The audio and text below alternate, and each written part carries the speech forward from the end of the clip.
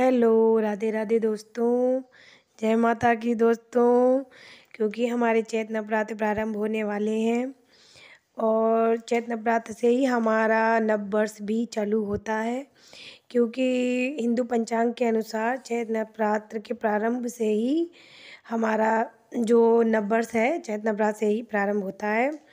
तो आज की वीडियो में हम आपको बस यही सब जानकारी देने वाले हैं कि चैत्र नवरात्र कब से प्रारंभ हो रहे हैं, माता रानी की सवारी क्या है और हम अपनी माता रानी की 9 दिन तक सेवा कैसे कर सकते हैं।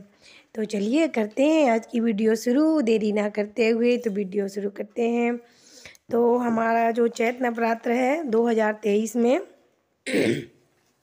22 मार्च को 22 मार्च दिन बुधवार से स्टार्ट हो रहे हैं और घट स्थापना का शुभ मुहूर्त जो है वो 6:23 से लेकर 7:32 तक है।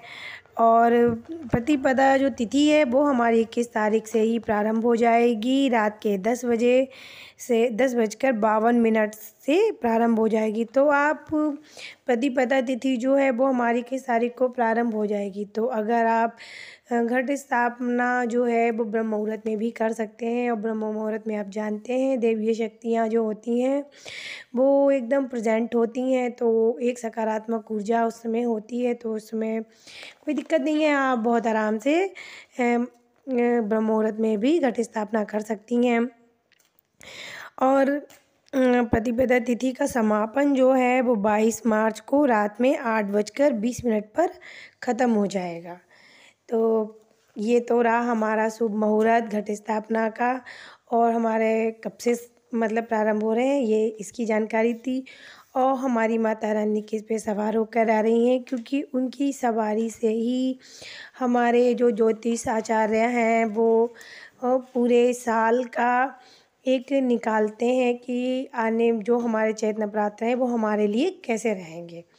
तो इस बार माता रानी बुधवार के दिन आ रही हैं, तो इनकी जो सवारी है वो नाव पे बैठकर आ रही हैं इस बार। और नाव पर बैठने का मतलब ही यही है, नाव पे बैठकर आने का संकेत ही यही है माता रानी का कि इस वर्ष हमारी जो वर्षा है वो बहुत अच्छी होगी, हमारा अनाज बहुत अच्छा होगा और हमारी मतलब अनाज है और वर्षा है बहुत अच्छी रहेगी, हरी भरी रहेगा, पूरा साल हमारा अच्छा जाएगा। तो माता रानी की सवारी अब की नाव पे बैठ के आ रही हैं हमारी माता रानी और 9 दिन तक माता रानी धरती पर ही विराजमान रहती हैं। जैसे कि सभी लोग जानते हैं कि वो 9 दिन के लिए धरती पर ही आती हैं। और हम अपनी माता रानी की 9 दिन तक सेवा कैसे कर सकते हैं उसके लिए भी मैं आपको बताती हूँ कि जैसे कि अगर आप रोज़ के लिए 9 दिन की बात करें, केवल नवरात्र में अगर आप पूजा करना चाहते हैं, अगर आप व्रत रहते हैं तो कोई दिक्कत ही नहीं है, आपको तो मतलब करना ही है कि सुबह भी, दोपहर में भी, शाम को भी।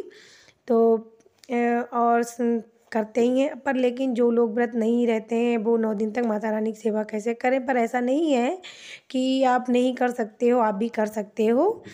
तो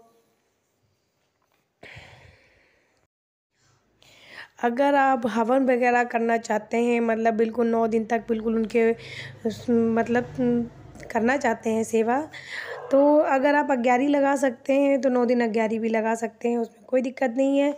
आप सुबह उठिए और माता रानी को एक अलग चौकी पे बिठा लीजिए और उनकी तस्वीर रख लीजिए। घट स्थापना मत कीजिए, अगर व्रत भी नहीं रहती हैं तो कोई बात नहीं, आप उनको भोग लगा दीजिए, दिया जला दीजिए, फूल चढ़ा दीजिए अच्छे से। और सुबह के टाइम पे आप उन्हें उनके मनपसंद भोग दे सकते हैं। जैसे 9 दिन के 9 भोग अलग अलग माता रानी के जो रूप हैं उनके हिसाब से आप उनको भोग लगा सकते हैं। शाम के टाइम आरती कर लीजिए। और सप्तशती का पाठ माता रानी को बहुत प्रिय है, तो आप सप्तशती का पाठ भी कर सकती हैं माता रानी के सामने। तो सप्तशती का पाठ कर सकती हैं और चालीसा पढ़ सकती हैं। और जैसे कि आप सुबह भोग लगा दीजिए उन्हें ड्राई फ्रूट का, या थोड़ी सी खीर बना लीजिए, आप उससे भी उनकी सेवा कर सकती है, उनको प्रसन्न कर सकती हैं। और दोपहर में भी आप जैसे कि दोपहर में भोग लगा सकती हैं अगर आप व्रत नहीं है तो। और शाम के टाइम पे उनकी आरती कर लीजिए, चालीसा पढ़ लीजिए। और जैसे कि अगर आप कुछ ज़्यादा उनका आपका मन लग रहा है, कुछ ज़्यादा करना चाहती हैं, तो 1-2 भजन गा लीजिए अच्छे से। माता रानी इसी से प्रसन्न हो जाती हैं हमारी। माता रानी तो बस मन के भाव देखती हैं हमारे, कि हमारा बच्चा जो है वो किस भाव से हमको हमारी पूजा कर रहा है, हमारी अर्चना कर रहा है। और अगर और कुछ करना चाहती हैं तो छोटा-सा जागरण कर लीजिए घर में, थोड़ी देर जग के उनकी सेवा कर लीजिए, उनकी उनकी आरती भजन गा लीजिए, तो हमारी माँ तो उसी से प्रसन्न हो जाती हैं। तो क्योंकि वो माँ हैं, तो माँ तो बच्चे ज़रा सा भी करे तो माँ प्रसन्न होती ही है, क्योंकि वो हमारी माता रानी हैं, हमारी माँ हैं। तो इस प्रकार से आप अपनी माता रानी की 9 दिन तक आराम से सेवा कर सकती हैं।